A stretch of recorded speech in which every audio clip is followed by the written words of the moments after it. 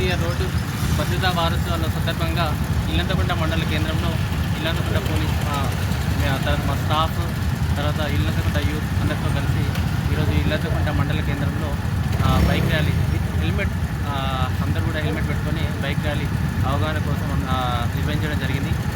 అంటే చాలా అంటే లాస్ట్ ఇయర్ చూసుకుంటే చాలా కనుక ఎక్కువ యాక్సిడెంట్లు, తర్వాత ఎక్కువ యాక్సిడెంట్లలో క్యాజువాలిటీ కూడా కావచ్చు, ఎక్కువ హెడ్కి తగిలి చాలామంది కూడా చనిపోతున్నారు. కాబట్టి ప్రతి ఒక్కరు విధిగా వాళ్ళ యొక్క బాధ్యతగా హెల్మెట్ అయితే ధరించినట్లయితే చాలా వరకు మనం ఒకవేళ యాక్సిడెంట్లలో ప్రాణ నష్టం తగ్గించవచ్చు.